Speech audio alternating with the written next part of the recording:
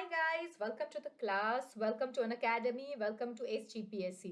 This is me શ્રુતિ પંચાલ અને કાલે આપણે એક નવી સિરીઝ ચાલુ કરી છે કે એમ લક્ષ્મીકાંત બુક જે છે ઇન્ડિયન પોલિટીની એના ચેપ્ટર વાઇઝ એક વિડીયોઝ હું અપલોડ કરવાની હતી. કાલે ચેપ્ટર નંબર 1નો ભાગ 1 મેં અપલોડ કર્યો છે અને આજે તમને કમિટમેન્ટ કર્યું છે એ પ્રમાણે ભાગ 2 લઈને આવી છું. એન્ડ યસ છોકરાઓ, આખી બુક કવર કરીશું આપણે. કવર ટુ કવર કરીશું. યસ બધાને આ પ્રશ્ન છે, બધા પૂછપૂછ કરો છો. સો ફર્સ્ટ ઓફ ઓલ આ ચેપ્ટર ઘણું ઇમ્પોર્ટન્ટ છે.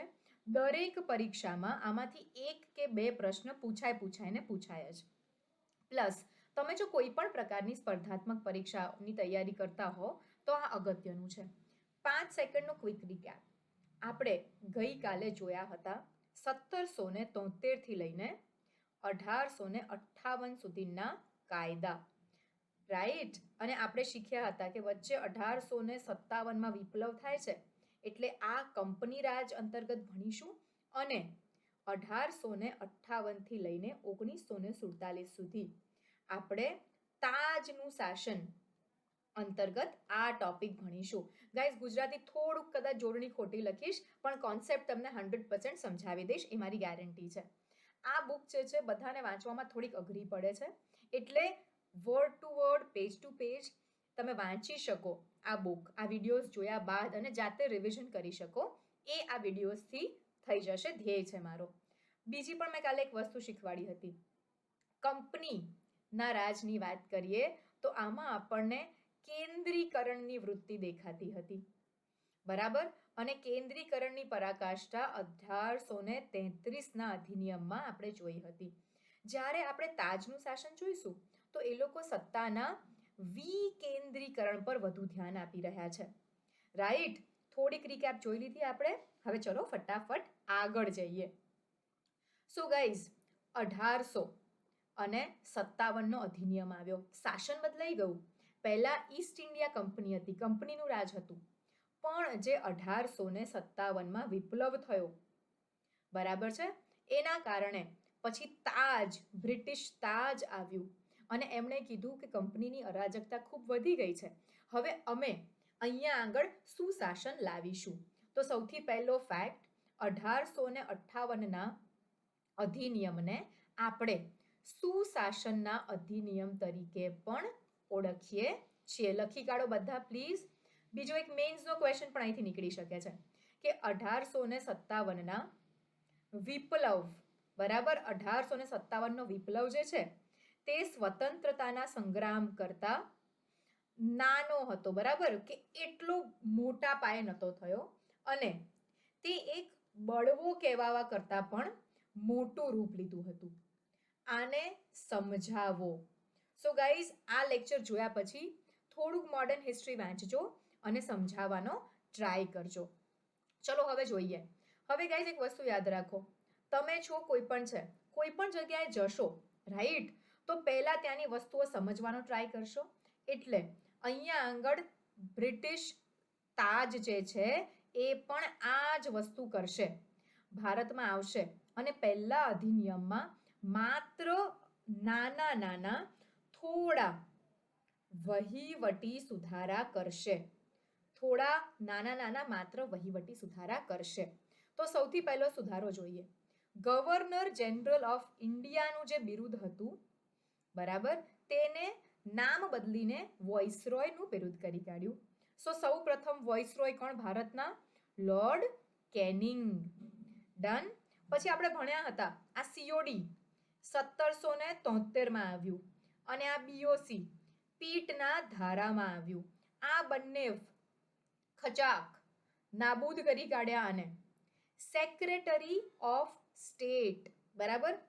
સેક્રેટરી, હવે અહીંયા મારું માથું આવશે, અહીંયા લખું છું, સેક્રેટરી ઓફ સ્ટેટ, બરાબર, રાજ્યના સચિવની એક પોઝિશન બનાવી અને આમને વહીવટી વડા તરીકે જાહેર કર્યા કે સર્વોચ્ચ સત્તાદાર કોણ માણસ? તો સેક્રેટરી ઓફ સ્ટેટ. અને આ સેક્રેટરી ઓફ સ્ટેટ જે છે તે બ્રિટિશ કેબિનેટના સદસ્ય છે, સદસ્ય હશે. હવે આપણે ત્યાં પણ જે રીતની સરકાર છે, કેબિનેટ જે છે એ ધારાસભાને, ધારાકીય અંગને જવાબદાર છે. તો અલ્ટિમેટલી આ એક્ટ દ્વારા શું થયું કે જે સર્વોચ્ચ સત્તાદાર માણસ છે ભારતનો, બરાબર, એ આખરે તો બ્રિટિશ પાર્લામેન્ટને જવાબદાર ઠરવવામાં આવ્યો. હવે આ માણસ છે તો એકલો તો બિચારો કંઈ કામ કરશે નહીં, તો એને મદદ કરવા માટે 15 માણસની એક સમિતિ બનાવવામાં આવી, પરિષદ બનાવવામાં આવી, જે આ સેક્રેટરી ઓફ સ્ટેટ SOS રાજ્યના સચિવને મદદ કરશે. ડન. અને સેક્રેટરી ઓફ સ્ટેટ અને તેનું કાઉન્સિલ આ બંનેને એક કાનૂની સંસ્થાનો દરજ્જો આપવામાં આવ્યો કે જે કંઈ અરાજકતા કરે તો એને તમે શું કરી શકો, એની સામે તમે કાયદાકીય પગલાં લઈ શકો, બ્રિટનમાં પણ અને ભારતમાં પણ. ડન. બહુ જ ઇઝી છે. એક એક વસ્તુ હું અહીંયા જેવી રીતે લખતી જઉં છું, તમારા મગજમાં પણ બુક વાંચો ત્યારે આ બધા જ કનેક્શન્સ બનવા જોઈએ. ડન. આર વી ક્લિયર? ચલો આગળ જઈએ. ક્વિકલી બીજો પોઈન્ટ જોઈએ. હવે 1861નો ધારો આપણે હમણાં જોયું. 58માં તો ધારો આવ્યો પણ બહુ ચેન્જીસ કર્યા નહીં, માત્ર નાના વહીવટી ચેન્જીસ કર્યા, એટલે તરત જ બીજો ધારો આવશે. હવે આ ધારામાં શું થયું કે અમુક માણસોને, અમુક 3 ભારતીય મહાનુભાવોને વોઇસરોયની ધારાકીય પરિષદમાં જગ્યા આપી. કોણ કોણ છે આ લોકો? જલ્દી બોલો, બધા મગજમાં યાદ કરો. મહારાજા ઓફ બનારસ, પછી Maharaja of Patiala, right, and sir Dinkar Rao. આ 3 જણને. પણ ગાઈસ થયું કેવું, અહીંયા આગળ તમને સરસ ઉદાહરણ આપું. આ લોકોને ત્યાં આગળ ચર્ચામાં ભાગ લેવાની સત્તા નહીં, પ્રશ્ન પૂછવાની સત્તા નહીં. સો ત્યાં આગળ જવાનું, બેસવાનું, આંખ નાક કાન બંધ રાખો, ખુલ્લા રાખો, કશું ઉપયોગ નથી કરવાનું અને ત્યાંથી પાછા આવી જવાનું છે. પછી આપણને બધાને ખ્યાલ હોય તો ચલો જલ્દી યાદ કરો, કઈ સાલમાં ધારાકીય સત્તાનો અંત કર્યો હતો? આ બધાએ હોમવર્કમાં યાદ કરવાનું છે કે ભાઈ મદ્રાસ અને બોમ્બેની ધારાકીય સત્તાનો જે અંત કરવામાં આવ્યો હતો એ ખચાક થઈ ગયો, તે નાબૂદ થયું અને આ બંનેને એક વખત ફરી ધારાકીય સત્તા આપવામાં આવી. ડન. અહીંયા આગળ નવી ધારાકીય પરિષદો રચવામાં આવી. Bengal, NWFP north west frontier province અને પંજાબ માટે. 1859 થી પોર્ટફોલિયો સિસ્ટમ હયાત થઈ. પોર્ટફોલિયો સિસ્ટમ શું છે? આપણે અત્યારે પણ છે, તમને ખબર હોય તો. આપણા નાણાં મંત્રી કોણ છે? નિર્મલા સીતારામન, બરાબર. દરેક માણસને એક વિષય આપવામાં આવ્યો અને વોઇસરોયને સત્તા આપવામાં આવી કે તે વટ હુકુમ જારી કરી શકે. તો આપણે જોઈ શકીએ છીએ કે આમાંથી અમુક બાબતો હવે જે પણ આપવામાં આવી છે એ આપણા આજના બંધારણમાં પણ ઝલકાય છે. જેમ કે પોર્ટફોલિયો સિસ્ટમ છે, વટ હુકુમ જારી કરવાની સત્તા છે, રાઈટ. થોડુંક આપણે આગળ જઈએ. 1892નો અધિનિયમ. ડન. 30 વર્ષે હવે નવો અધિનિયમ આવ્યો. અહીંયા આગળ શું કર્યું આ લોકોએ? નોન ઓફિશિયલ મેમ્બર્સ, બરાબર, તેમની સંખ્યા વધારી કેન્દ્રીય અને પ્રોવિન્શિયલ લેજિસ્લેટિવ કાઉન્સિલમાં, બરાબર, ધારાકીય સભાઓમાં. તે લોકોના કાર્ય નિર્ધારિત કરવામાં આવ્યા અને આપણા જે 3 મહાનુભાવો હતા તે લોકોને બજેટ પર ચર્ચા કરવાનો અધિકાર મળ્યો અને પ્રશ્ન પૂછવાનો અધિકાર મળ્યો, રાઈટ. પેટા પ્રશ્ન પૂછવાનો અધિકાર નથી મળ્યો અને બજેટ પર વોટ કરવાનો અધિકાર પણ હજુ નથી મળ્યો. ડન. અને નોમિનેશનથી, બરાબર, નોમિનેશનથી, નિમણૂકથી અમુક નોન ઓફિશિયલ મેમ્બર્સને રાખવામાં આવ્યા. ડન. હવે આગળ બીજી વસ્તુ જોઈએ. આમાં એક વસ્તુ બહુ જ ઇમ્પોર્ટન્ટ છે કે આ જે નોમિનેશન કરવામાં આવ્યું એમાં ગવર્નર જે છે તે ડિસ્ટ્રિક્ટ બોર્ડ, મ્યુનિસિપાલિટી, યુનિવર્સિટી, વ્યાપાર સંગઠન, જમીનદાર જે છે આ બધામાંથી કોઈકને નિમણૂક કરશે. સો અહીંયા આગળ ગાઈઝ બહુ જ ધ્યાનથી જોવો. ચૂંટણી ન થઈ પણ ચૂંટણીનો સિદ્ધાંત બરાબર આપણને જોવા મળે છે. શું જોવા મળે છે? ચૂંટણીનો સિદ્ધાંત આપણને જોવા મળે છે. હવે આગળ જઈએ. 1909નો એક્ટ, તમારા બધાનો ફેવરેટ એક્ટ. બહુ જ કન્ફ્યુઝ થાય છે મારા છોકરાઓ 1909 ને 1919માં. તો 1909માં એક વસ્તુ યાદ રાખો, એમ બરાબર, મોર્લે મિન્ટો. અને 1919 જોઈશું તો MC મોન્ટેગ્યુ ચેમ્સફોર્ડ. હવે જે પહેલો માણસ છે એ સેક્રેટરી ઓફ સ્ટેટ છે અને બીજો માણસ છે એ વોઇસરોય છે. બરાબર. મોર્લે મિન્ટો, તો લોર્ડ મોર્લે છે એ સેક્રેટરી ઓફ સ્ટેટ અને મિન્ટો એ જે છે તે શું આવશે? જલ્દી બોલો બધા. વોઇસરોય. ઓકે ગાઈઝ, મને છે ને ઇન્ટરેક્ટિવ લાઈવ ક્લાસીસ કરવાની બહુ જ મજા આવે છે, પણ રેકોર્ડિંગ ઇઝ ઓલ્સો ગુડ. હું ટ્રાય કરું છું કે સરસ રેકોર્ડિંગ કરું. So please bear with it. So એક વસ્તુ યાદ રાખો, હવે 19માં આવે કે 1909માં આવે, બધા કન્ફ્યુઝ થઈ જાય છે. જ્યાં આગળ આંકડા ડબલ થશે ત્યાં શબ્દ ડબલ નહીં થાય. બરાબર, આ એક કી મગજમાં યાદ રાખી લો. ક્લિયર? હવે 1909 ડબલ M એટલે શું આવશે? મુસલમાન માટેના, મુસ્લિમ માટેના મતદાર મંડળ અલગ કરવામાં આવશે. રાઈટ? એટલે કહી શકીએ કે સાંપ્રદાયિક પ્રતિનિધિત્વની શરૂઆત થઈ. ઓકે. જે કાર્યો હતા ધારાકીય, પ્રાંતીય ધારાકીય સભાના, એ વિસ્તૃત કરી દેવામાં આવ્યા અને ઘણા બધા ભારતીયોને લેવામાં આવ્યા એની અંદર. પણ જે વોઇસરોયની પરિષદ હતી, વોઇસરોયની જે કારોબારી પરિષદ હતી, એમાં સૌ પ્રથમ વખત સત્યેન્દ્ર પ્રસાદ સિન્હાને લેવામાં આવ્યા અને એ પણ કઈ રીતે? લો મેમ્બર, કાયદાના સભ્ય તરીકે. આર વી ક્લિયર? અને મોર્લે મિન્ટો, તો લોર્ડ મિન્ટોને આપણે કોમવાદના પિતા તરીકે પણ. Lord Minto. નાઉ ગાઈઝ એક વસ્તુ સમજો, આ જે પણ માણસો હતા રાઈટ, એ ઘણા વર્ષો પહેલા હયાત હતા, ઘણું બધું કામ કર્યું છે એમણે, પોઝિટિવ કે નેગેટિવ ભારતના માટે. પણ આપણે જ્યારે પણ ઇતિહાસમાં થઈ ગયેલા કાર્યોની વાત કરીશું, માણસોની વાત કરીશું, તો આપણે બધાને સન્માનથી બોલાવીશું. રાઈટ? આ આપણી અંદર રહેલી એક વિવેક અને વિનય બતાવે છે. તમે કાલે ઉઠીને ઓફિસર બની જશો તો તમારે દરેકે દરેક નાનાથી લઈને મોટા માણસ સાથે બહુ જ સપ્રેમ, રિસ્પેક્ટફુલી, વિવેક વિનય જાળવીને વાત કરવાની છે. રાઈટ? સો એક વખત જો તમને આવી ટેવ તમારી લાઈફમાં પડી જશે તો આગળ તકલીફ થશે.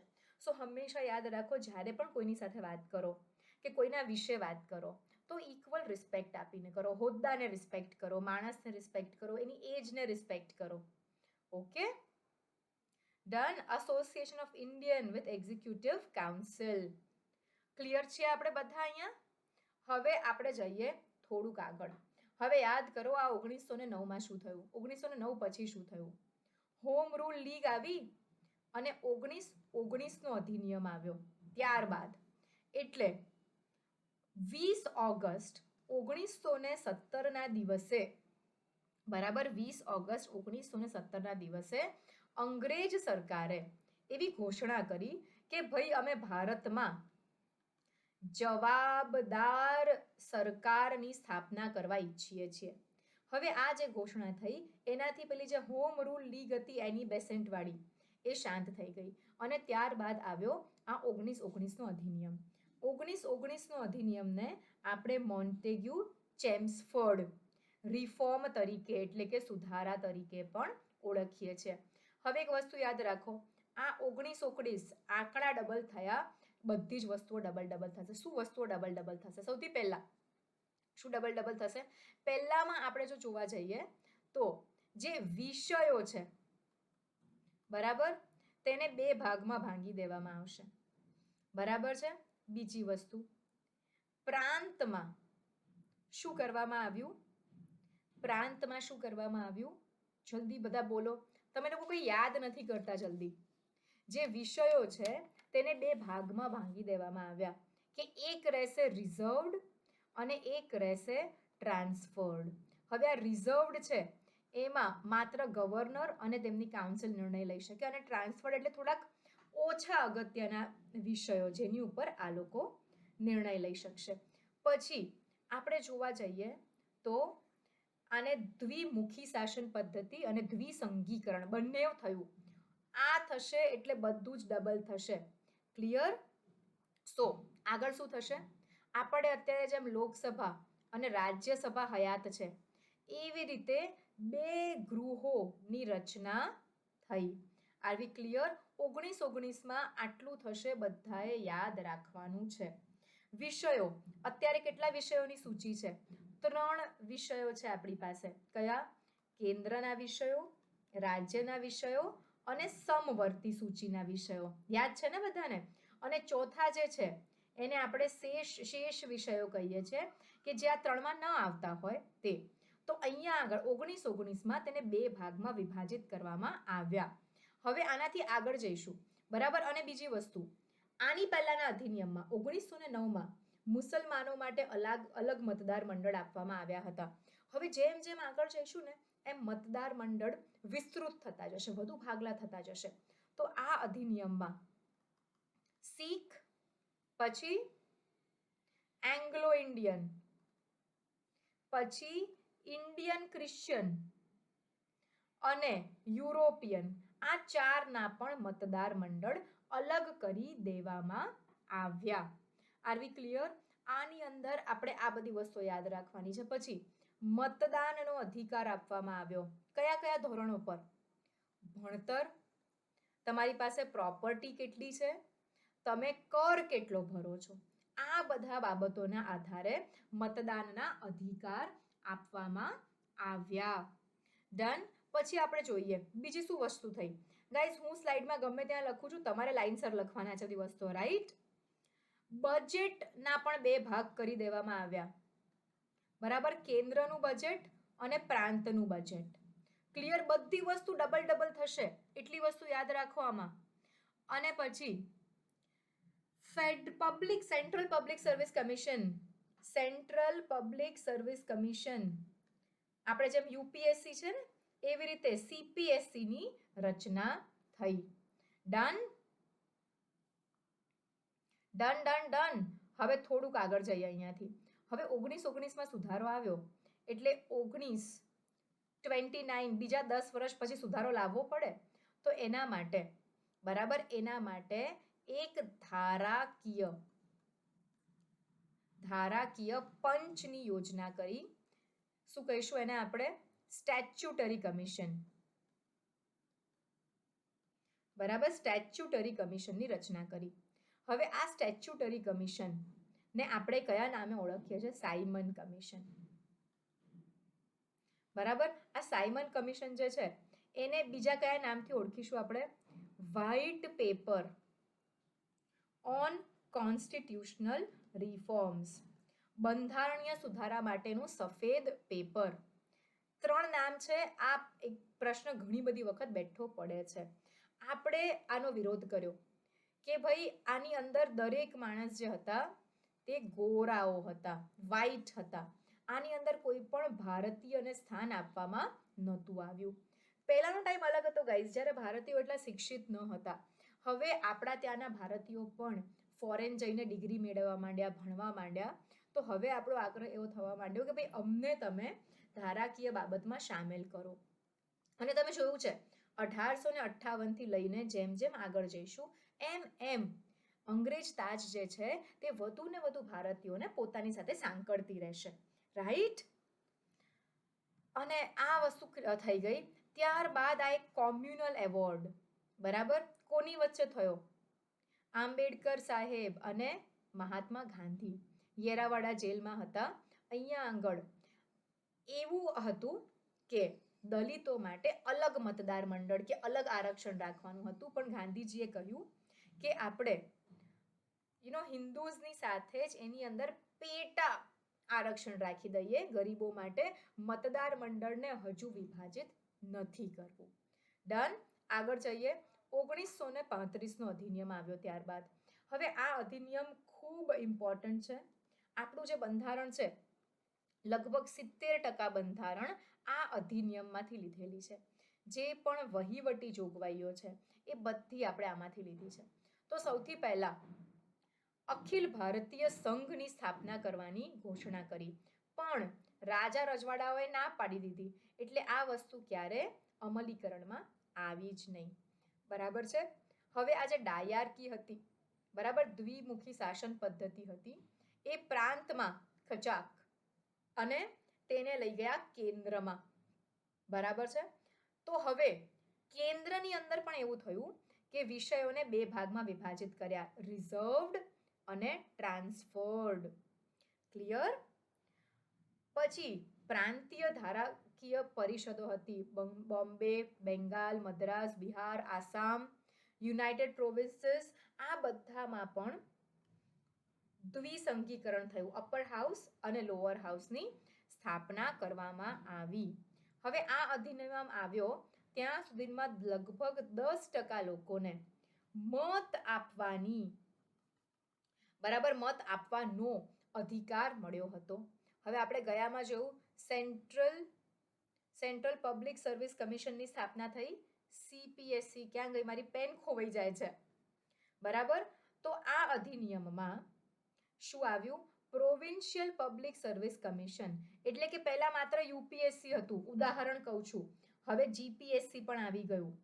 ક્લિયર? અને સુપ્રીમ કોર્ટની સ્થાપના ક્યારે થઈ? 1937માં થઈ. ફેડરલ કોર્ટ કહેતા તે વખતે એને. પછી 1935માં RBI ની રચના. રાઈટ? યાદ આવે છે બધાને? સો આ બધી વસ્તુઓ નાની નાની આપણે દરેક અધિનિયમ માટે યાદ રાખવાની છે. હવે આગળ જોઈએ છેલ્લો અધિનિયમ, ઇન્ડિયા ઇન્ડિપેન્ડન્સ એક્ટ ઓફ 1947.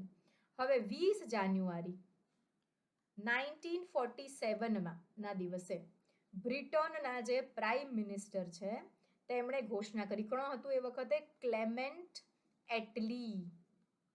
બરાબર, ઘોષણા કરી કે ભાઈ અમે ભારતને સ્વતંત્રતા આપી દઈશું. ક્યાં સુધીમાં? 1948 સુધીમાં અમારું રાજ પતી જશે, રાજનો અંત આવશે, અને અમે ત્યારે જે પણ જવાબદાર હશે એના હાથમાં શાસન મૂકીને જતા રહીશું. પછી 3 જૂન 1947 મુસ્લિમ લીગે કીધું કે ભાઈ અમને અલગ દેશ કરી આપો. Sorry, done. પણ અને એને એ જ દિવસે, બરાબર, એને એ જ દિવસે લોર્ડ માઉન્ટ બેટન જે હતા તેમણે કીધું કે ઓકે પાર્ટીશન કરી દઈએ. તો પાર્ટીશનને આપણે મોટા ભાગે લોર્ડ માઉન્ટ બેટન પ્લાન તરીકે ઓળખીએ છીએ. ડન. ત્યારબાદ આપણને બધાને ખબર છે શું થયું? 15 ઓગસ્ટ 1947 ના દિવસે આપણને સ્વતંત્રતા મળી ગઈ. હવે આજે સ્વતંત્રતા મળી ગઈ આપણને, રાઈટ ગાઈઝ? એટલે ઘણા બધા ચેન્જીસ થઈ ગયા, બંધારણીય વડા ચેન્જ થઈ ગયા. આપણા પ્રદેશો જે અંગ્રેજ પ્રદેશો ગણાતા હતા કે ભાઈ રાણીના તાજની અંદર જે પણ પ્રદેશો છે એમાંથી એ ટાઇટલ કેન્સલ થઈ ગયું. આપણે સ્વતંત્ર થઈ ગયા. વોઇસરોયની ઓફિસ કેન્સલ થઈ ગઈ. આપણે સેક્રેટરી ઓફ સ્ટેટની ઓફિસ કેન્સલ થઈ ગઈ. ઘણા બધા ચેન્જીસ આવ્યા. સો એઝ આઈ સેડ, કોર્સમાં ઘણું બધું ભણાવીશ, પણ પ્લસ જેટલું ડિટેલમાં નહીં કરાવું, થોડું હોમવર્ક પણ આપીશ. તો 1947 નો અધિનિયમ હોમવર્કમાં વાંચવાનો છે. અને જો તમારે આ બધા ચેપ્ટર્સની પ્રેક્ટિસ કરવી હોય તો અનએકેડમીના પ્લેટફોર્મ પર મારા ફ્રી ક્લાસીસ છે, જેમાં હું ચેપ્ટર વાઇઝ ટેસ્ટ લઈ રહી છું દરેક ચેપ્ટરની. રાત્રે 9 વાગે આ ટેસ્ટ હોય છે. દરેક જણ જોઈન કરી શકો છો. ફ્રી ક્લાસીસ છે. અત્યારે અમે 8, 9, 10 ચેપ્ટર પર છીએ.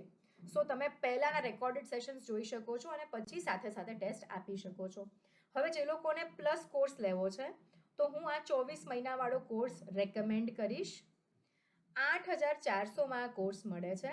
જો તમે શ્રુતિ લાઈવ કોડ લખશો અને આ એપ્લાય બટન પ્રેસ કરશો તો તમને અહીંયા 10% ડિસ્કાઉન્ટ થઈ જશે અને 7650નો તમને 2 વર્ષ સુધી અનલિમિટેડ તમે અનએકેડમીના દરેક વિષયના દરેક ફેકલ્ટીના લેક્ચર્સ જોઈ શકશો. So guys, this is it for today. Thank you very much. Let's crack it. Let's ace it. મળીએ નવા લેક્ચરમાં.